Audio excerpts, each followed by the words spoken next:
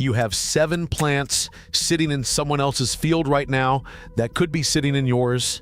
7 plants the Amish have grown for generations, not for beauty and not for their own table, but for steady monthly income that compounds quietly in the background while the rest of the world is waiting for the grocery store to tell them what food costs this week. That is what this video is about, not hypothetical yields and not seed company marketing. Real crops grown by real families in Lancaster County, Pennsylvania and Holmes County, Ohio, who have no reason to sell you anything and no interest in keeping you dependent on a system designed to extract money from you every single month in exchange for things you could grow yourself. These are the plants the Amish reach for when the goal is income, not just survival. Crops that require no chemicals, no industrial inputs, and in some cases, no annual replanting at all. And there is one technique at the very end of this video that I have genuinely never seen written down in any mainstream gardening book. A method so simple and so immediately actionable that when I first heard it, I drove home and set it up the same afternoon. Stay until the end. What you hear last may be the most profitable thing you learn this year, the most valuable plant you can legally grow on your own property in America, weighs about 2 ounces when it is ready to sell, and it grows best in the one place industrial agriculture has completely ignored for over 100 years. It grows in the shade, it grows in the forest understory. It wants nothing that most homesteaders do not already have sitting unused on their land. American ginseng, Panax quinquefolius, the same root that Chinese buyers have paid extraordinary prices for since 1700, when French missionaries first reported encountering it growing wild across the eastern forests, and Native American tribes had already been using it for centuries before European contact. Here is the number that matters before anything else. Wild simulated ginseng, which means ginseng grown under natural hardwood forest cover to replicate wild conditions, currently sells for between $300 and $700 per pound. During the 2023 to 2024 buying season, dealers in Pennsylvania, Indiana, and Ohio were paying between $700 and $950 per pound for premium quality root. 1 pound. About the weight of a large apple sitting in your hand. Now here is what the Amish quietly figured out generations before any land-grant university published a paper on it. You do not need open fields. You need the forest you already own. Ginseng wants 70 to 80% shade. It wants rich, well-drained, loamy soil with a pH between 5.5 and 6.5. It wants basswood, hickory, tulip poplar, or white oak growing overhead. Most homesteaders who own any wooded acreage have exactly that sitting completely unused, generating no income at all, waiting. The time investment is real. Ginseng takes a minimum of 7 years to produce roots that command the premium price range. But the Amish do not sit still for 7 years waiting on a single payday. They sell stratified seed in years 2 and 3. They sell rootlets, meaning small transplantable young roots, in years 4 and 5. By the time mature roots are ready for the drying shed, a single quarter-acre planting under forest cover can generate over $50,000 in cumulative sales across the full growing cycle. The University of Missouri documents yields of 1,000 to 2,000 pounds of dried root per acre at full maturity. The Appalachian Regional Commission tracks ginseng income supporting economic activity across more than 180 counties in 14 eastern states. The U.S. Forest Service extended a ban on wild ginseng harvesting in North Carolina in 2024 because wild populations are nearly exhausted. The demand is still there, the supply is not. The Amish planted into that gap 4 decades ago. Every season you wait to plant is another season before your first harvest. I spent more than 20 years farming the conventional way, Before anyone showed me this, I lost crops, I lost money, and I handed a significant portion of every growing season's income to companies selling inputs I did not need. The Amish family in Holmes County that first walked me through a ginseng planting showed me ground they had been working for 30 years. 3 generations of the same family, 3 generations of the same income stream, getting more valuable as wild supply disappeared and market prices climbed. That is not luck. That is foresight applied to a forest floor.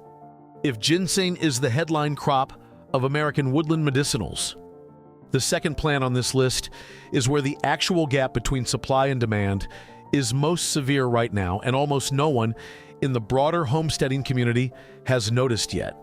Golden seal, Hydrastis canadensis, a low-growing forest perennial with distinctive yellow-stained roots, broad palmate leaves, and a brief white flower that appears in late April. Penn State Extension has documented that golden seal demand currently exceeds domestic supply across the entire United States market. 80% of certified botanical companies in North America either carry golden seal as a standalone supplement or include it in combination formulas. Companies that buy botanical ingredients have been actively pulling away from foreign imports after quality testing revealed contamination and inconsistent alkaloid content.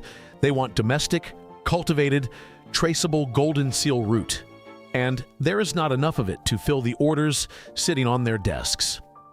Dry golden seal root trades for between $30 and $70 per pound at the grower level.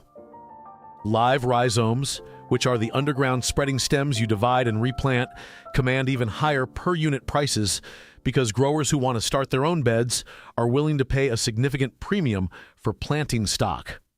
At a Holmes County market I attended in 2019, dried root was moving at $55 per pound, and small bags of live rhizomes sold out before midday.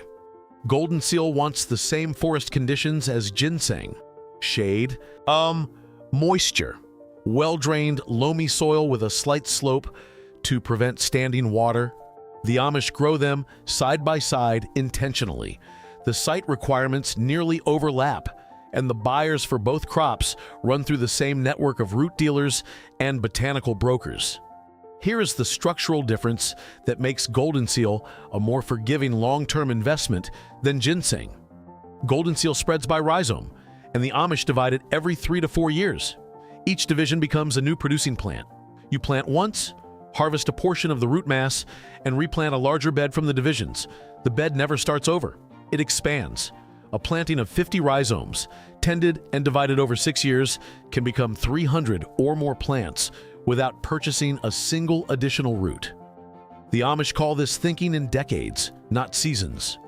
It is the only math that produces real independence, and it is the reason Amish families who started a golden seal bed 30 years ago are still earning from the same ground their grandparents cleared and prepared one afternoon in autumn. The third plant on this list is the one most homesteaders misidentify as an ordinary woodland perennial and overlook entirely because it produces no flashy fruit and requires no dramatic intervention. Black cohosh, Actia racemosa, a tall shade-loving plant with long, creamy white flower spikes that reach up to 6 feet in midsummer and deeply divided dark green leaves that thrive in the same forest understory conditions as the 2 plants we just discussed. The U.S. Forest Service and USDA have both formally documented that black cohosh is being harvested from Appalachian forests at a rate that far outpaces natural regeneration. The same over-harvesting pressure depleting wild ginseng is now moving aggressively into black cohosh, and supplement companies relying on this plant for formulas cannot source adequate cultivated domestic supply. Dried black cohosh root trades for between $8 and $12 per pound. That sounds modest until you account for yield and the division cycle. Established plantings produce heavy root mass by years 4 and 5, and the plant divides naturally every 2 to 3 years, expanding the bed without additional cost or effort. What the Amish understood intuitively, us, and what Cornell and Auburn University researchers have since documented in formal studies on polyculture agroforestry systems, is that ginseng, golden seal, and black cohosh, grown together in the same hardwood forest understory, reinforce each other ecologically. They share moisture, share canopy protection, and produce multiple distinct revenue streams from a single patch of land that conventional agriculture considers waste ground. Researchers gave this arrangement a technical name. The Amish gave it 150 years of uninterrupted practice before anyone thought to study it formally. Black cohosh also carries an entirely separate income stream that runs parallel to the root market. Mature plant divisions sell for $12 to $25 each as shade garden ornamentals. And to buyers who have no interest in harvesting the roots at all, same plant. 2 buyers, 2 different checks. The 4th plant is the one the Amish have running along every fence line and at the margin of every field. And most visitors to Amish country walk past it without understanding what they are actually looking at. Elderberry, Sambucus canadensis, a fast-growing native shrub that the Roman naturalist Pliny the Elder called the medicine chest of the common people in the 1st century, and that every generation of Amish families in Pennsylvania has treated as a foundational farm plant since their first settlement in Lancaster County in the early 1700s. The plant produces 2 separate primary income streams in the same season. Elderflowers in early summer sell fresh or dried to herbal tea companies, small batch beverage producers, and local market buyers at several dollars per ounce. Elderberries in late summer sell to supplement manufacturers, syrup producers, home brewers, and direct customers at $4 to $8 per pound fresh, and significantly more in dried form. Here's what the Amish know about elderberry that most homesteaders completely miss. The compounding income is not in the harvest, it is in the cuttings. Every dormant cane you prune back in late winter is a potential new plant. A mature elderberry bush yields 8 to 15 usable cuttings per dormant season pruning. Each cutting roots in 6 to 8 weeks in moist soil or a jar of water. Each rooted plant sells for $15 to $30 at farm stands, farmers markets, on and through local homesteading networks where demand for this plant has been accelerating for years. A single mature elderberry bush can generate between $200 and $400 in cutting sales every single winter, before you count a single berry. One Ohio grower started with 6 plants from a neighbor, took cuttings every winter for 3 years, and now runs a half-acre operation of 400 mature plants, generating income from berries, flowers, and further cuttings combined. His cost beyond year 1 was nearly zero because everything was propagated from the original 6 plants. A full acre of mature elderberry in production returns between $10,000 and $30,000 annually. The Amish run this as one unified system, not a collection of separate decisions made at random. And because elderberry is native to North America and resistant to most pests, it asks almost nothing from you in return once it is established beyond basic pruning and the decision to pay attention to what the plant is already trying to give you. If there is one plant on this list that requires no forest at all, can tolerate almost any climate, can be grown in a standard backyard, and produces a visible product that sells itself to people who have never been near a farm in their lives, it is lavender. And the Amish have been running it as a cash crop since before the American wellness market existed to pay premium prices for everything it produces. One established acre of lavender yields approximately 12,000 dried bouquets per year. Each bouquet sells for $10 or more at farmers markets, craft fairs, farm stands, and through wholesale accounts with florists.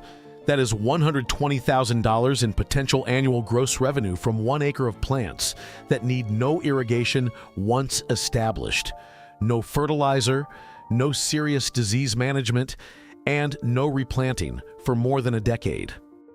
Lavender lives and keeps producing for 10 or more years after the initial planting. You invest once, you sell for 10 seasons. The establishment requirements are minimal. Well-drained soil and full sun.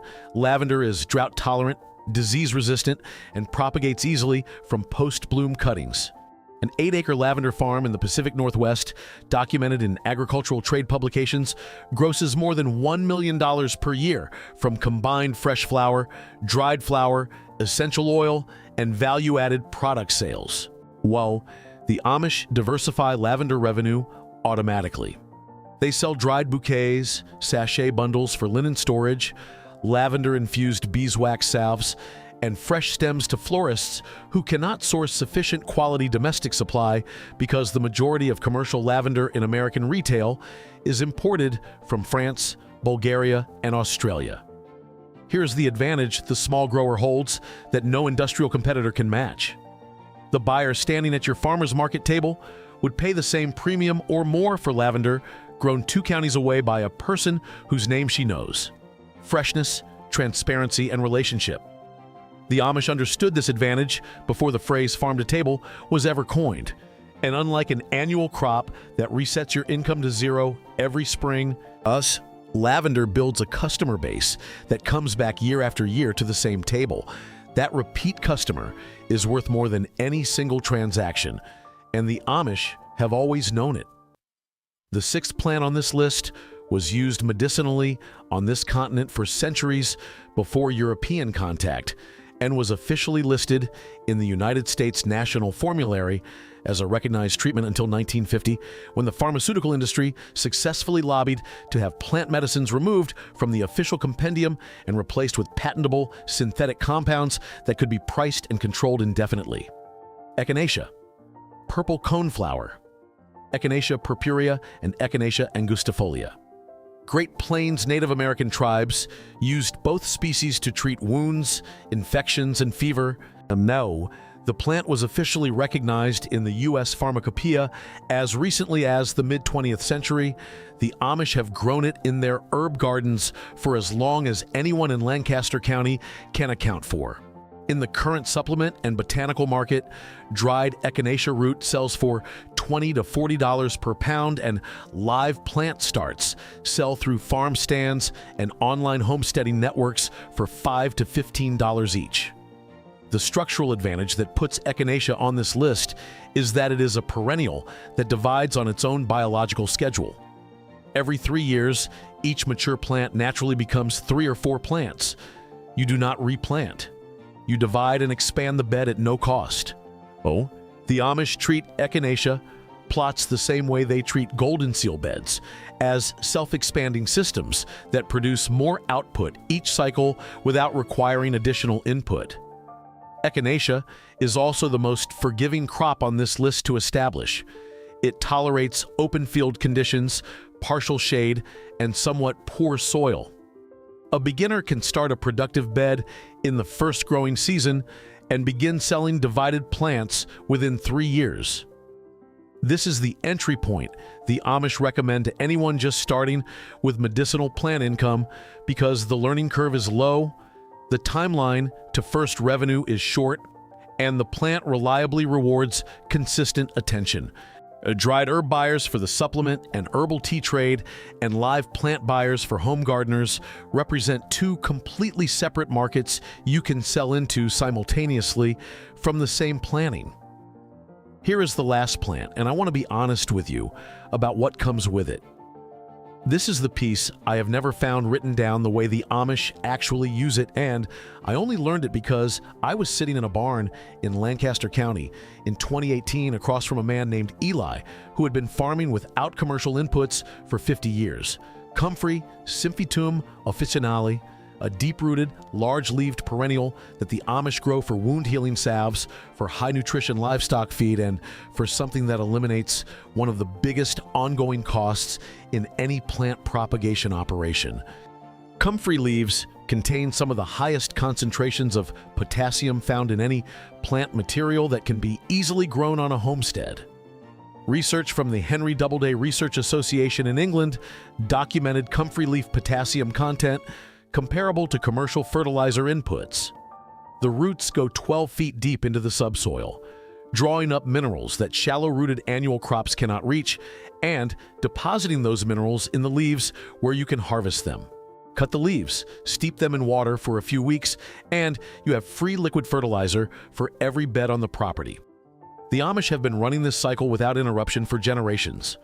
No input cost, no commercial product, no dependency, while comfrey root divisions also sell commercially for $3 to $5 each through homesteading networks and online plant markets where demand has been increasing steadily. A mature comfrey patch, divided twice annually from a single original plant, produces 50 to 100 saleable root cuttings per season. Between $150 and $500 per year from a plant most suburban homeowners mow over without a second thought. But here's the technique Eli told me that afternoon that I have never seen in a mainstream gardening book. He does not use comfrey as a rooting hormone. What the Amish use is willow water.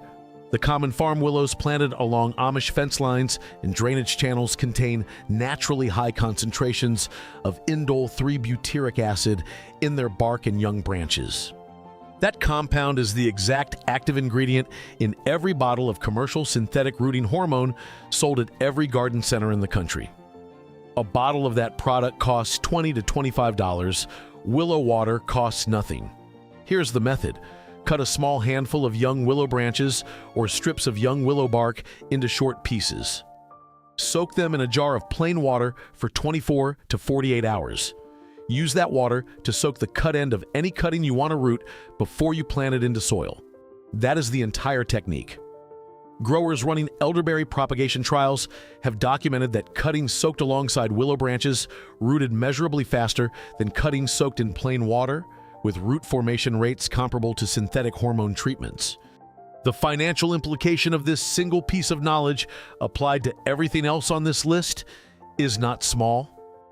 Every elderberry cutting, every lavender cutting, every echinacea division, every valuable plant you want to propagate and sell can now be rooted for free using water you pulled from a branch that was already growing on your fence line. The propagation cost of building a plant income operation drops to nearly zero. The Amish built multi-generational financial independence on this kind of thinking applied across every system on the farm. Nothing purchased that can be grown. Nothing bought that can be made. Every dependency eliminated is money that stays in your pocket permanently. Everything you heard in this video has been sitting in plain sight in the fields and forests of Lancaster County and Holmes County for more than 100 years, not hidden by anyone with a secret to protect, just never taught because the system that profits from your dependence on commercial inputs never had a reason to volunteer any of it. If you are the kind of person who believes that real self-sufficiency is a choice you can begin making this weekend, and that the knowledge to build it has been quietly passed over because someone else profits from your not having it, you already know what to do next.